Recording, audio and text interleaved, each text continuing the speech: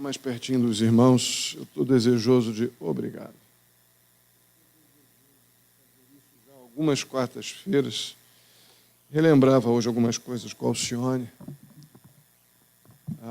de tempos já vividos, né? Deus nos permitiu.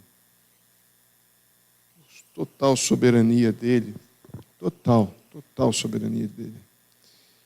Já estamos fechando quase 20 anos aqui. Coisas que eu, um dia, muitos anos atrás, lá no meu primeiro, segundo ano de seminário, eu desejava diante de Deus um ministério que eu chamo no livrinho que, pela bondade de Deus, ele vai sair ano que vem. Aquilo que eu chamava de um ministério, que eu vou chamar num dos pontos do livro, de um ministério consistente.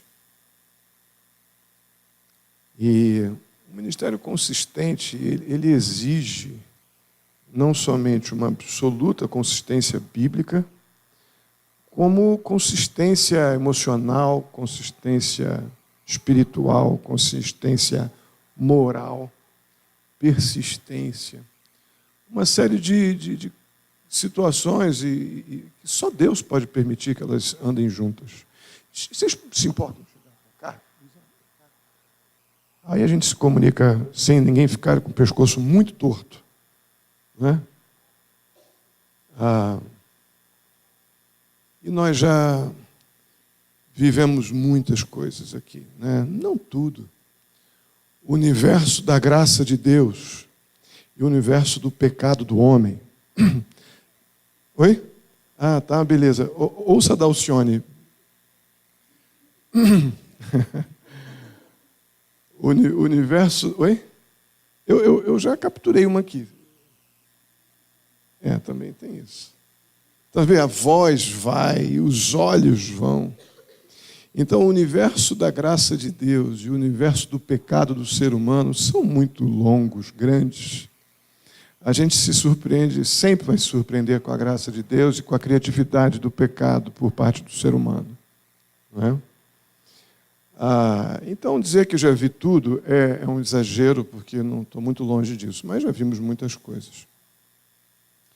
Os ciclos vêm e vão, eles passam, e os motivos, eles se repetem, mas às vezes eles mudam um pouco de cara. E a gente já aprendeu a lidar com muitas coisas que Deus vai permitindo que a gente lide ao decorrer do tempo. E uma das coisas que Deus tem me dado um prazer muito grande, quando eu estou em estiva, é relembrar o gostoso de uma igreja pequena. Gostoso, bom demais. Né? Uma igreja que você se identifica com as pessoas, identifica as pessoas. Tem muitas coisas para se falar das alegrias de um relacionamento com uma igreja pequena. A igreja grande, ela nos traz muita alegria, mas traz consigo também problemas grandes. E a igreja pequenininha é uma delícia, porque ela traz muitas alegrias e traz também consigo os seus problemas, mas geralmente eles não são tão grandes. E a gente aprende a lidar com isso. Eu louvo demais a Deus por essas oportunidades. A gente sofre um pouco aqui e ali, mas ao mesmo tempo a gente cresce. Então, trazer na minha cabeça o tempo onde eu precisei botar cordinha aqui. Cerquei com cordinha os últimos 4 bancos, essas laterais aqui, para que a gente se concentrasse, porque tínhamos aqui, na membresia da igreja, 49 pessoas. Você imagina quanto tinha de reunião de oração. Lembra disso, Silvio? Lembra, minha irmã, meus irmãos? Estava aqui com a gente, sim, eu acho que o Jean, nesse tempo não estava o Jean ainda. Não, né? Depois, né? Sim, estava, né? Sim ou não? Estava, né? Sim, não, né? Acho que sim, não pegou esse tempo, não. Que eu cerquei a igreja com cordinha. Pegou já? Né? E Deus já fez tantas coisas, né? Tantas pessoas já foram, outras vieram. E esse é o ciclo da vida da igreja. E pela bondade de Deus, ainda a gente está aqui, né? E fazendo as mesmas coisas, espero que com um pouco mais de experiência, mas as mesmas coisas que eu fazia há quase 20 anos atrás, faço hoje. Vem para cá, prega, louva, espero que cometendo um pouco menos de erros, mas certamente cometendo erros também. Então, isso tudo, nesses momentos que a gente passa de algumas transições, é motivo de gratidão, de oração, de humilhação, de uma série de coisas importantes para a nossa vida. Vamos seguir, então. Lucas, capítulo 11.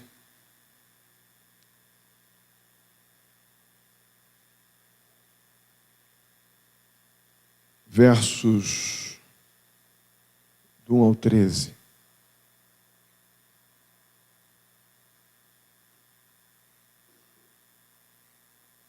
Diz assim: certo dia Jesus estava orando em determinado lugar, e tendo terminado, um dos seus discípulos lhe disse: Senhor, ensina-nos a orar, como João ensinou aos discípulos dele. Ele lhes disse: quando vocês orarem, digam: Pai, santificado seja o teu nome, venha o teu reino. Dá-nos cada dia o nosso pão cotidiano.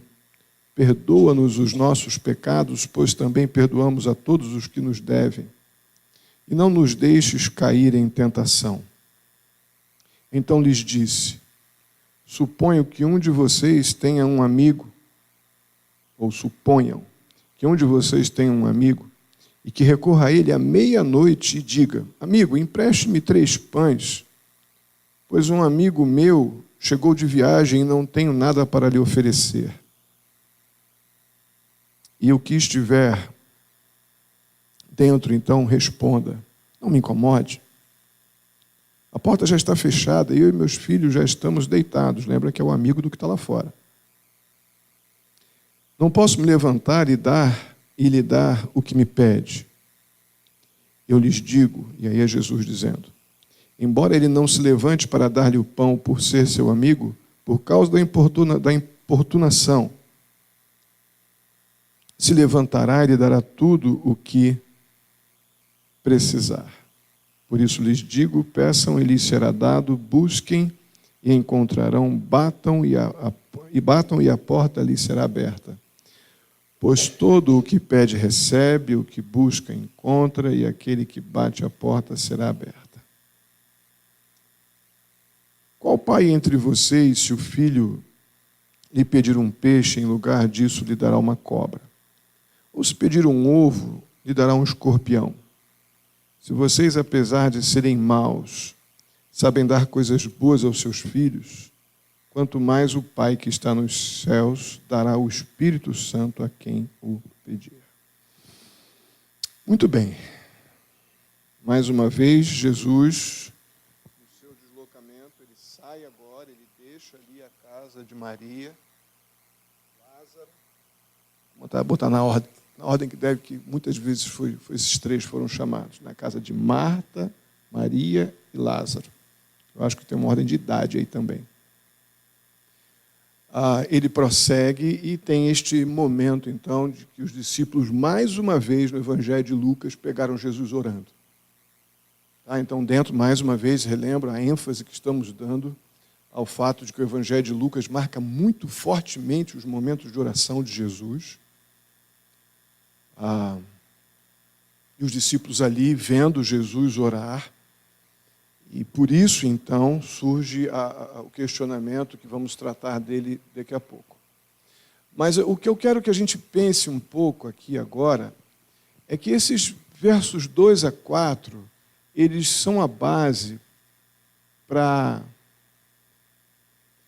todo o contexto que envolve a vã repetição, que é o mesmo texto que vemos em Mateus. Que o Senhor Jesus diz ali que é prática dos pagãos, apenas repetir, repetir, repetir. A mesma oração citada no Evangelho de Mateus, ela tem mais informações. Essa aqui é bem sucinta, mas ela tem um esqueletinho preciso. É como se fosse um esboço do que não pode faltar num discurso. Tá? É o que nós estamos vendo aqui no Evangelho de Lucas, dentro dessa pessoalidade de Lucas. Só que essa informação que é dada em Mateus ela é interessante, porque nós nós lidamos com a questão da reza. Não é? E a repetição, então, a reza, ela é representada pela ideia da repetição desses credos, dessas orações, Salmo 23, Mateus 5, né? E essa oração, então, do Pai Nosso. Né? Qual a diferença, então, que o texto que o Senhor Jesus quer para a gente, quer nos mostrar, nesse Mateus 5, não, Mateus 6, né? Versos 5 e 7, se eu não me engano, né? Eu creio que nós podemos separar a diferença prática entre rezar e orar, porque Jesus não está dando aqui uma regra absoluta, que oração boa é aquela que repete todas as palavras que Jesus disse 100 vezes, 1000 vezes, porque é isso que ele escuta. Isso é chamado de repetição vã e pagã, lá em Mateus. Não é? Por quê? Porque a reza, ela não tem um compromisso com a compreensão, com uma transformação devido ao que entendeu daquilo que Jesus ministrou. Por isso que é tido lá em Mateus como uma prática pagã. A reza, ela confia no método. Então o negócio é repetir 1000 vezes, é assim que Deus vai me atender. E as pessoas, muitas pessoas, na sua religiosidade, fazem isso com uma enorme devoção. E se mandar acender 10 velas, enquanto a vela estiver acesa, você tem que rezar lá, quantos Pai Nosso a vela durar, você vai fazer isso. E muitas vezes com muita piedade. Por quê?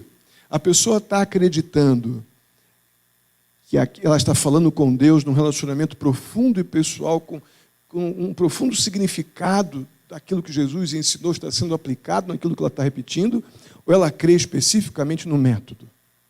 O que vocês acham? Ela está crendo no quê? No método. O negócio tem aqui alguma coisa que vai fazer funcionar, então eu vou repetir isso aqui quantas vezes forem necessárias. Então a reza é isso. A reza é uma repetição sem compreensão. Mateus afirma que é uma prática pagã, essa mesma oração. Ela, sem dúvida alguma, a reza está depositando toda a sua confiança no método. Já a oração, ela está ligada diretamente ao relacionamento.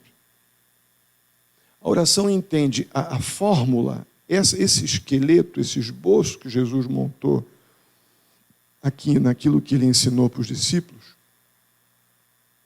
como um caminho bem definido para um relacionamento profundo, confiante e pessoal. É como se fossem os ingredientes que precisam estar muito bem batidos, para que no momento, então, cada um deles, depois de unidos por uma massa que compõe a compreensão daquilo que Jesus propôs, vai, então, dar um resultado especial, que é, na oração, o fruto da oração, é relacionamento que nos traz conforto, descanso e esperança. Isso tem alguma ligação com reza? Não. Não é?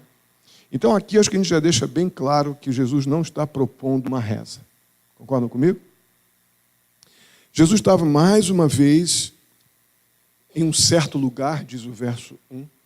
Não sabemos ainda qual é o certo lugar, mas seguramente não era mais Betânia. E ali os discípulos o veem de novo orando. A questão é que, finalmente, os discípulos, eles caem a ficha de que a vida de oração deles, à luz da vida de oração de Jesus, é muito fraquinha. O mestre deles os ensina a orar orando. Eles finalmente param para pensar que tem alguma coisa errada na vida deles, no que diz respeito à vida de oração. O discípulo em particular, é o vovô. O discípulo em particular que argue, a gente vê que é um discípulo que argue, provavelmente ele é um discípulo do João Batista, que está seguindo Jesus e aos discípulos. Porque o texto nos sugere, ele quando vai a Jesus, Jesus nos ensina a orar como João orava. E não temos nenhuma informação bíblica de qual era essa oração de João.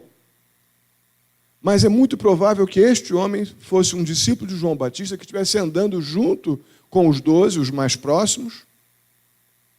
E eles, então, ele para e argui: Senhor, como é que se faz? E todos os outros discípulos estavam ali vendo Jesus nesse contexto.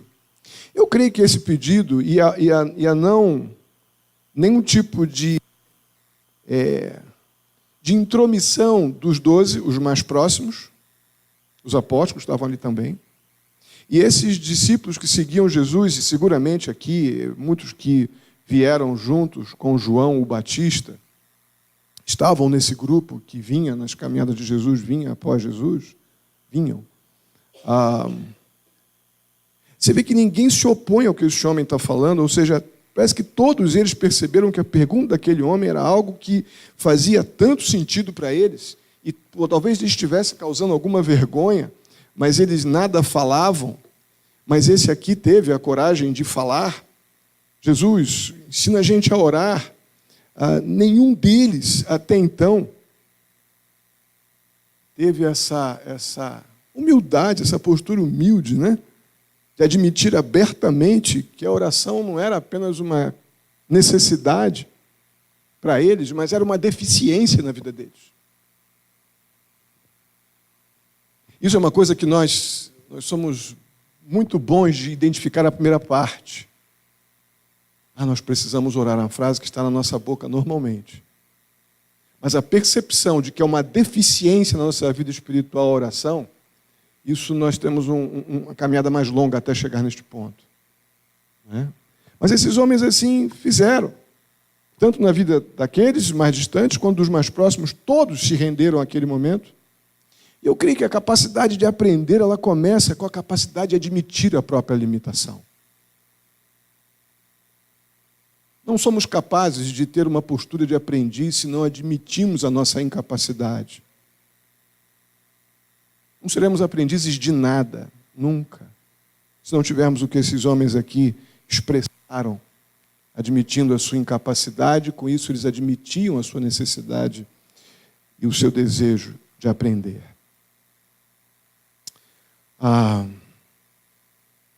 Aí a gente começa a olhar para a oração de Jesus, nos versos 2 a 4. Jesus parece que ele estabelece uma rotina, uma oração padrão, algumas informações que devem, eu já falei sobre isso aqui em outros momentos que preguei em Mateus, já nesse ponto. E Jesus estabelece ali uma lista de informações importantes que devem constar na nossa oração, mas sem compreensão não passam de reza.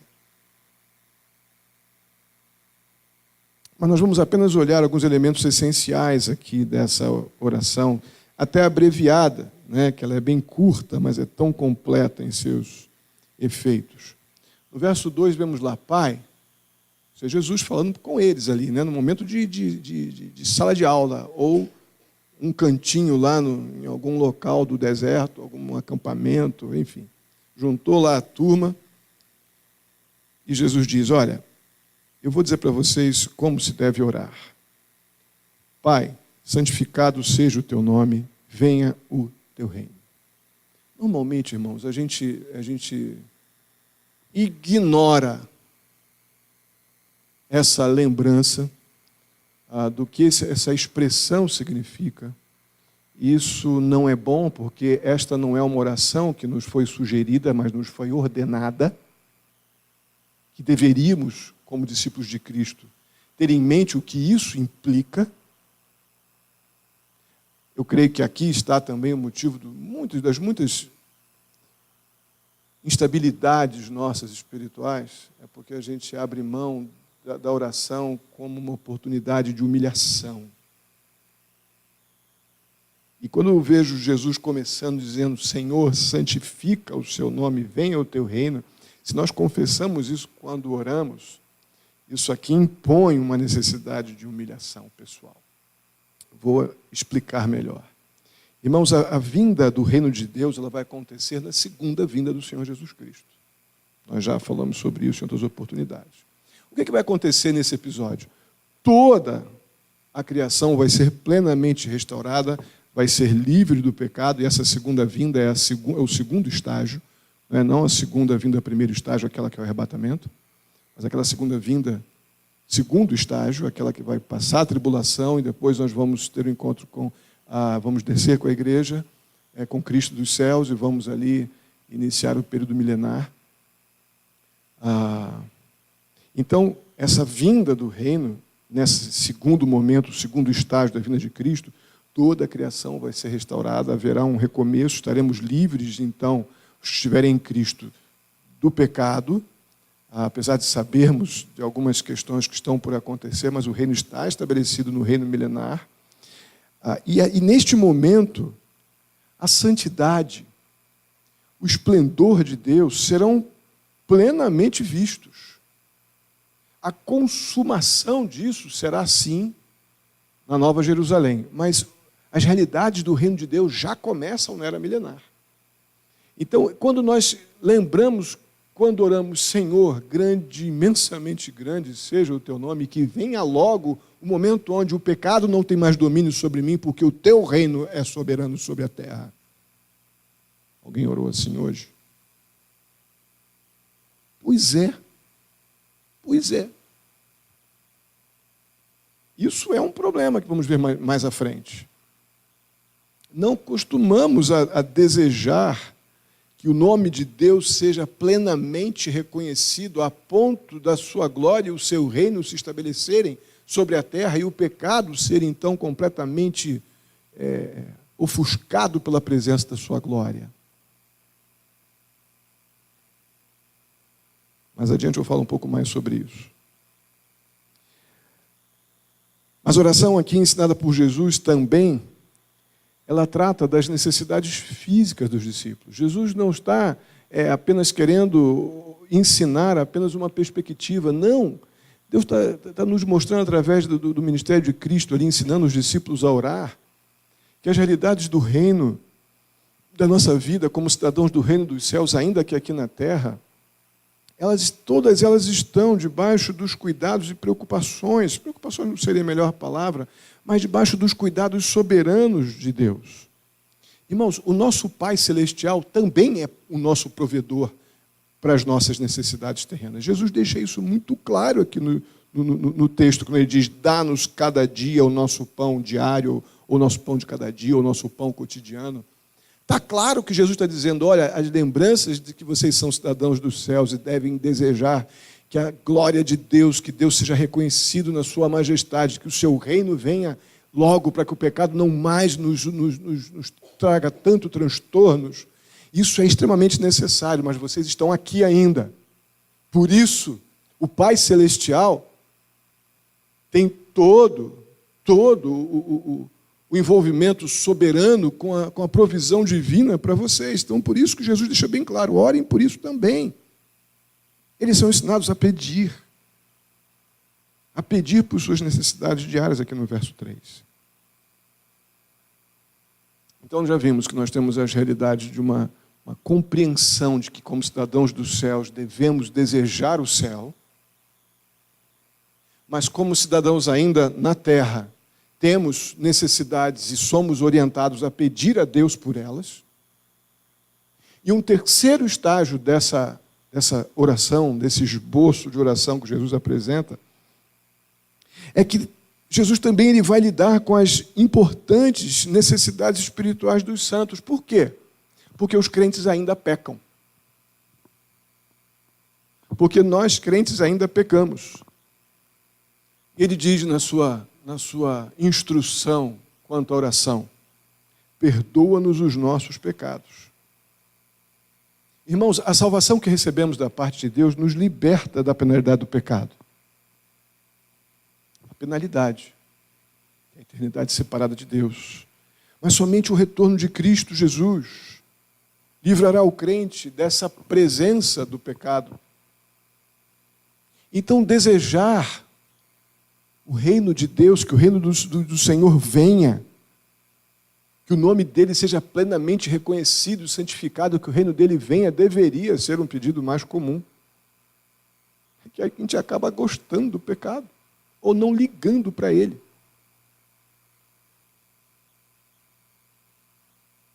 A gente quer se livrar do pecado, mas não quer ter que ir para o reino de Deus. Ousado isso, né? Parece que o reino de Deus é pior do que Mogi Guaçu, sem gasolina. Parece brincadeira, mas é um drama. É um drama.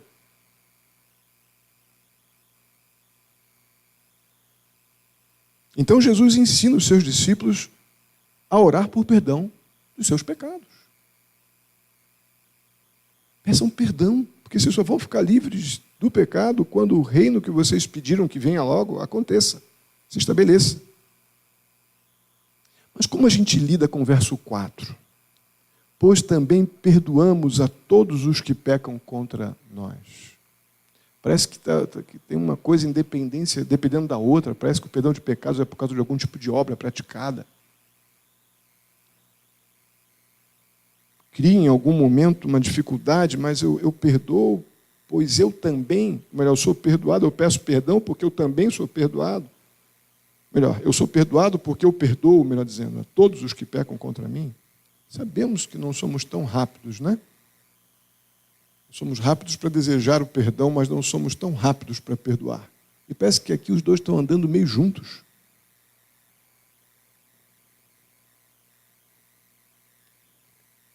É certo que Jesus não está ensinando aqui que nós devemos perdoar para que Deus nos perdoe. Não há esse relacionamento de obras e troca aqui. Não é essa a ideia.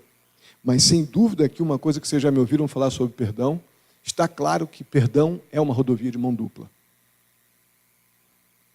Eu recebo perdão da parte de Deus, então eu estou plenamente apto para dar o perdão que eu recebi da parte de Deus. Estou capacitado por Deus para perdoar. Se eu compreendi o perdão que eu recebi, perdão que eu não mereço, eu mereço a condenação e recebi o perdão.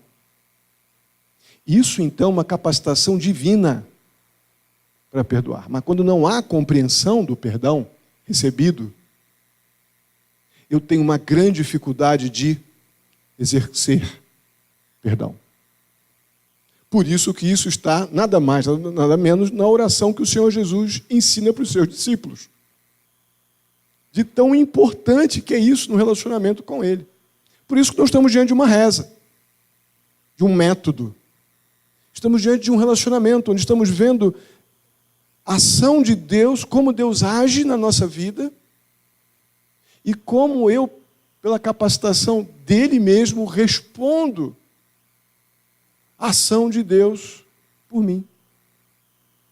Ele me perdoa, então, diante de algo que eu sei que eu não mereço, mas tenho convicção de que recebi, me sinto capacitado para exercer o perdão como uma habilidade, não é a melhor palavra, mas como uma capacidade divina. Ao que vem da parte de Deus, não somos tão legais e bonzinhos para dar perdão assim, sabemos disso. Só o fazemos se temos uma plena compreensão do que recebemos. Caso contrário, não é assim. Igual o amor que eu mencionei aqui no domingo, nós não somos muito bons no ágape. Nós somos campeões do amor comum. Importante o amor comum. Que lida com os nossos interesses e desejos, mas que não tem nenhum impacto eterno. Não é? Ok. Mas o verso 4 ainda tem mais uma extensãozinha. Mais um pedido. E não nos deixes cair, ou não nos deixe cair em tentação. E parece que isso aqui é o Senhor Jesus ensinando que devemos fazer um pedido a Deus para que Ele nos capacite a lidar com o pecado lá nas bases, lá nas raízes, em vez de ficar esperando que Ele produza frutos. A ideia é que de pedir ao Senhor que nos capacite a não permitir que a raiz se transforme numa árvore enorme de frutos e eu venha então a pecar. Uma coisa muito comum e errada que se faz nesse texto é achar que Jesus está ensinando aqui a fazer algum pedido para Deus não nos tentar. Não nos deixes cair em tentação, como se Deus tentasse alguém. Tiago, capítulo 1, versos 13 e 4, vemos que Deus não tenta ninguém, que nós somos tentados pelos nossos próprios maus desejos ou cobiças. Então, o ensino claro aqui de Jesus na sua oração, naquilo que Ele quer que nós tenhamos em mente quando oramos, é que nós peçamos a Ele a capacidade de lidar com as nossas cobiças e desejos. Lá na raiz. Senhor, me capacita, Jesus ensinando, a lidar com as minhas vontades pecaminosas, para que eu não permita que elas cresçam e me vençam. A oraçãozinha é boa de ser feita, hein? E depois que a raizinha vira árvore, a luta fica mais difícil, não fica? Então, o Senhor Jesus está ensinando aqui a nós pedirmos a Ele que nos dê a percepção de bloquear, de impedir, de detectar e estrangular o pecado lá na raiz, enquanto ele é fonte de tentação, minhas cobiças e meus desejos enganosos. Então percebam, olha a estrutura da oração de Jesus, que básica e completa. Senhor, que o teu reino se estabeleça, que a tua glória e o teu nome seja reconhecido em todo lugar. A ideia de santificado seja o teu nome, venha o teu reino. Eu desejo que o seu reino vindo, o pecado está estrangulado, morto e anulado. Aí depois o Senhor Jesus diz, olha, mas eu estou aqui ainda enquanto o reino não vem, então o Senhor também requer que você peça a Deus que os provenha, que venha provê-los com o alimento diário, com a provisão diária. E aí você pode ir longe nisso. Alimento físico, alimento espiritual, mas eu creio que está muito lidando aqui com o alimento físico. As necessidades do ser humano, diárias, para sobreviver. Talvez roupa, comida, água, moradia. Mas um problema gigante que também tem, o Senhor Jesus não deixa de lidar na sua oração, é com as questões espirituais. Confesse pecado, que o problema do homem é pecado. E somente o reino do Senhor vindo, o pecado estará anulado. Perdoe porque você foi perdoado. Perdoe porque você é capaz de perdoar se você tiver a percepção correta de que você foi perdoado sem merecer. Não é por mérito, o mérito do seu perdão é de Cristo. Então exerça esse perdão. Perdão é uma rodovia de mão dupla. Mas lembre de uma coisa, quando você orar, peça ao Senhor que não deixe você cair na tentação. Lembra, pede a Deus que te ajude a perceber a raiz do pecado. Que nós somos tentados pelos nossos próprios maus desejos. O que no teu dia a dia tem estimulado o mau desejo e a cobiça carnal e pecaminosa? É aí que eu tenho que parar.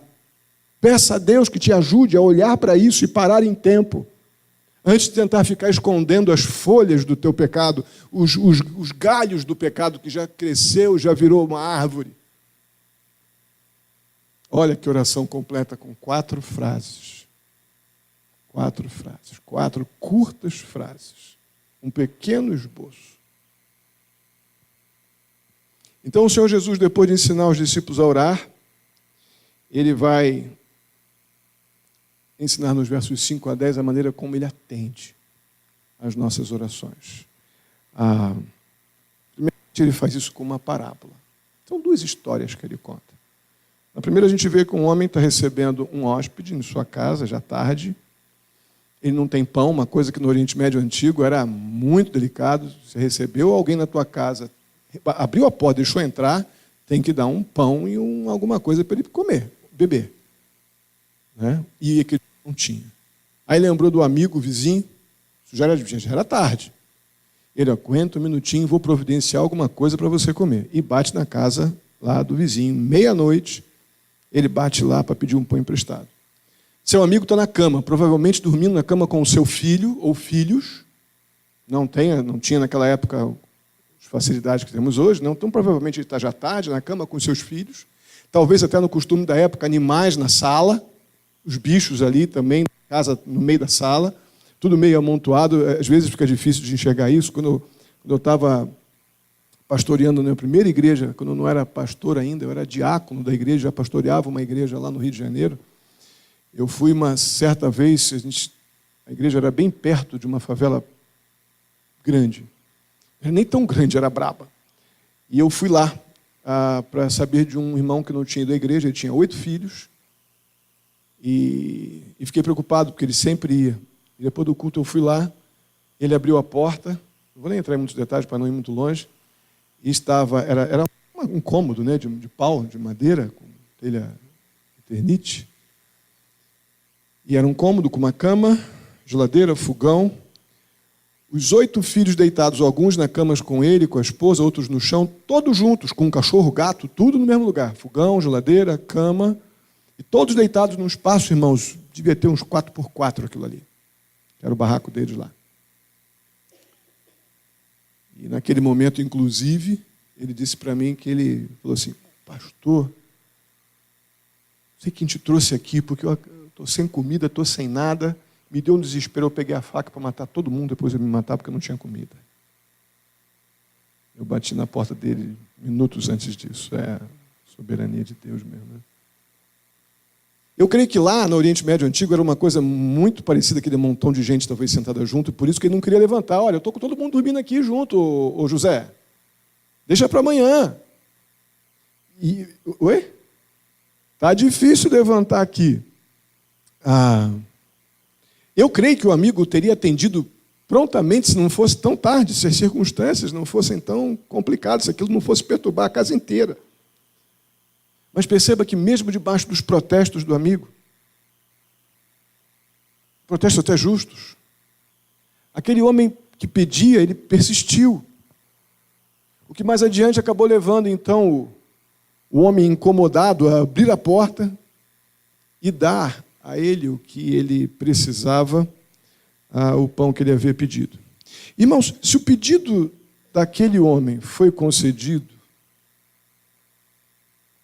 devido a uma persistência, a coragem, a compreensão de que ele poderia ser suprido, que aquele pessoa do lado de dentro poderia supri-lo, embora aquilo fosse muito conveniente, a persistência daquele homem em buscar o que realmente precisava, naquele momento foi recompensada, numa realidade comum, humana. Vamos parar aqui, daqui a pouco eu volto mais para falarmos sobre isso. Aí nos versos 9 e 10,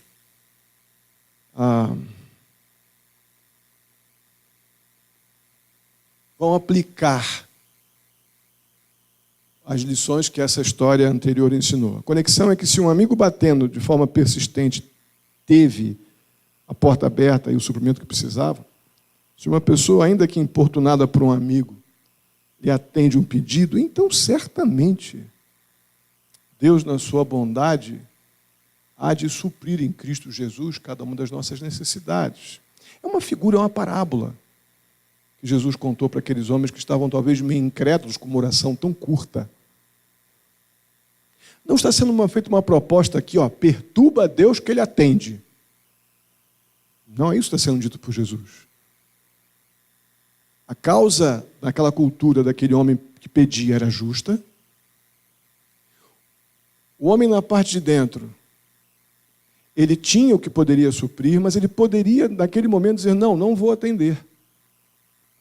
Mas devido à persistência legítima, corajosa do que está do lado de fora, não imediatamente, mas algum tempo de expectativa por parte daquele que pedia, aquele que poderia atendê-lo, um pouco mais à frente foi, deu o que ele precisava e voltou. Isso não é uma questão humana, relacionamentos humanos.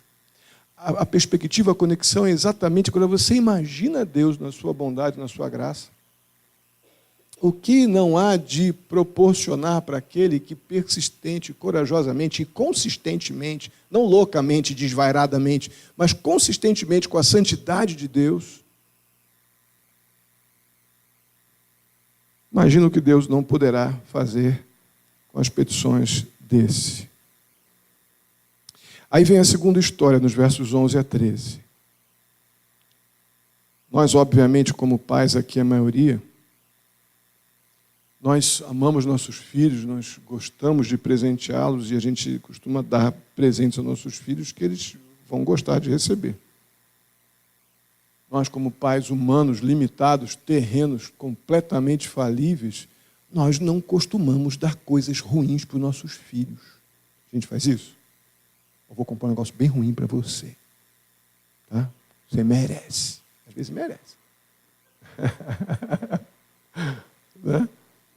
Mas a gente não faz isso. Né? A gente não faz isso. Bom, em outras palavras, os pais terrenos não dão presentes para os seus filhos que vão prejudicá-los. Aí o texto vai falar sobre peixes e ovos como coisas úteis que fortalecem a pessoa, fortalecem fisicamente, e serpentes, escorpiões, coisas que prejudicam, matam, fazem mal.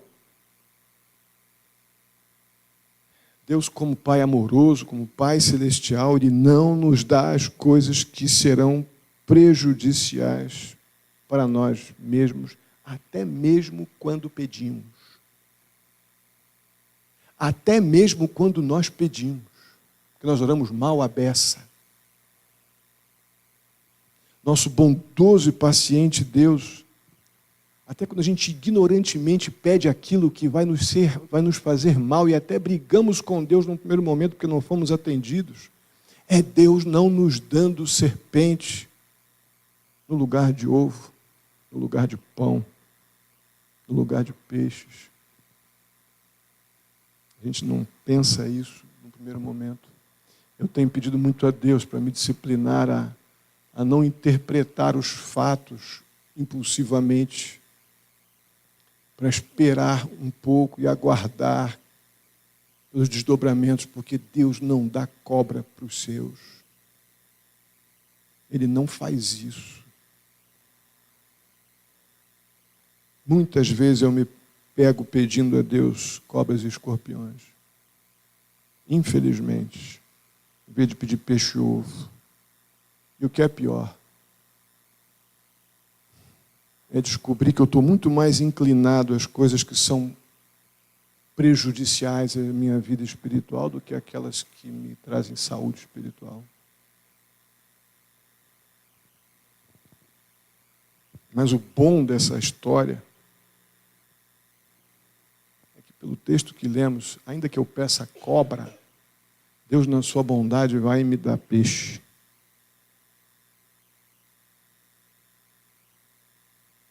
Eu posso até pedir escorpião, mas Deus, na sua bondade, vai me dar ovos.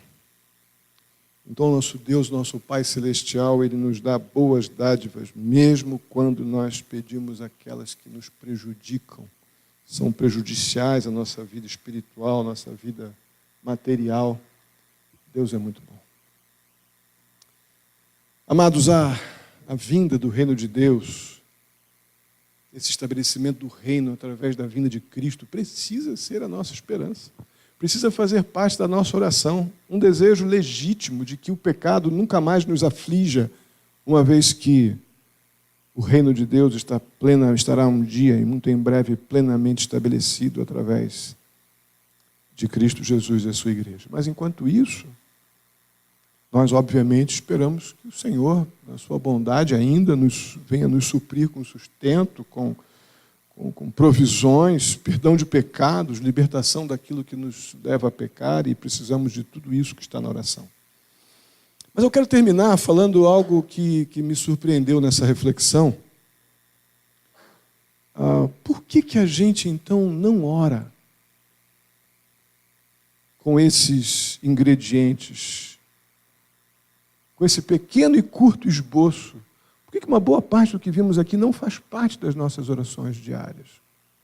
Uma vez que somos discípulos, estamos sendo ensinados a orar, como Jesus nos orou.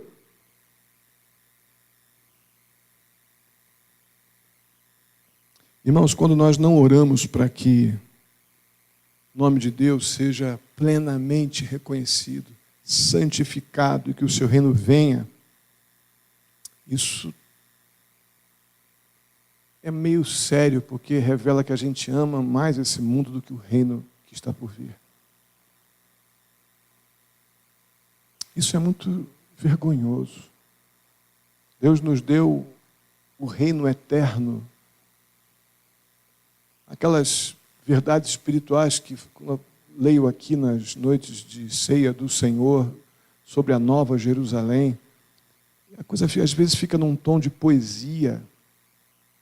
Mas aquilo ali, irmãos, são os dados da nossa pátria celestial. Aquela que vamos morar. A gente não leva muito a sério. Então eu acredito realmente que não pedimos que a glória do Senhor, que Deus seja plenamente visto, reconhecido, que o seu reino se estabeleça. Porque a gente tem um amor ainda muito grande por esse mundo e uma relutância em ver esse mundo ser substituído pelo justo governo de Deus.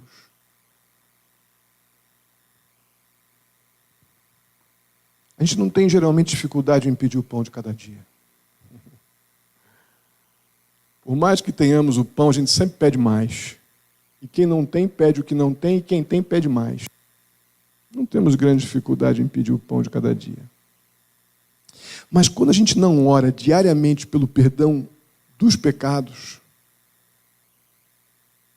e pela graça de Deus para me fazer compreensão, o perdão que eu recebi para que eu possa perdoar o outro, a gente revela uma enorme imaturidade a respeito da nossa própria pecaminosidade. Eu realmente acredito que o meu pecado não é tão ruim.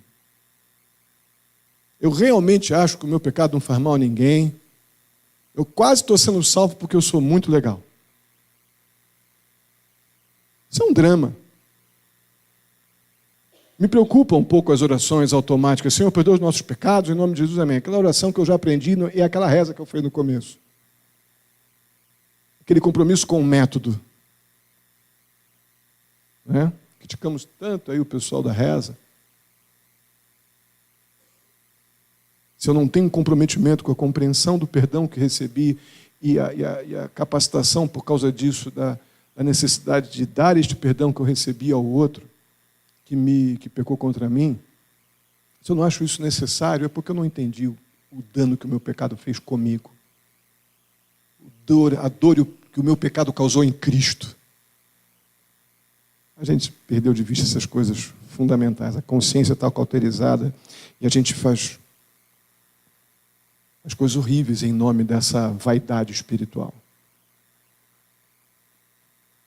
Quando a gente deixa de orar como Jesus nos instruiu, irmãos, é porque eu acredito até que nós somos cristãos, ou seja, somos aqueles que creem em Jesus Cristo, mas não obrigatoriamente discípulos.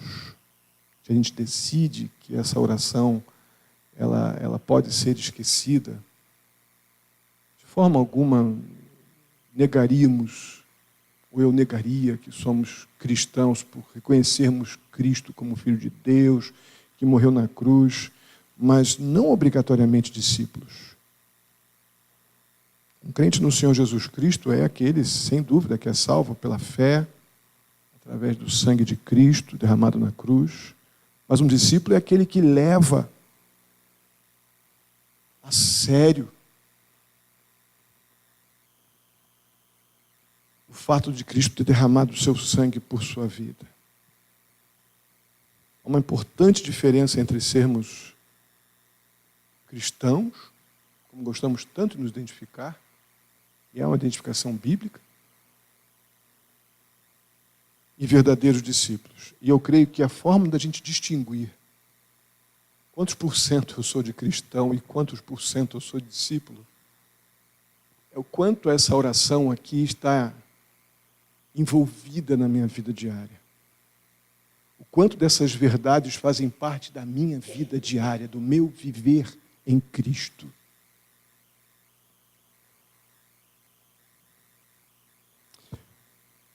Nós vamos terminar depois, mas antes, vamos ler juntos, vamos orar os versos 2 a 4.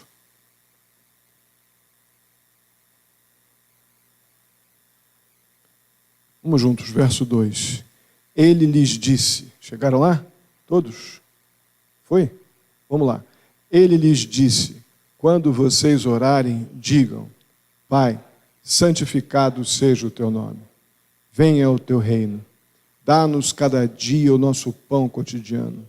Perdoa-nos os nossos pecados, pois também perdoamos a todos os que nos devem. E não nos deixes cair. Amém. Vamos nos separar em grupos e orar uns pelos outros.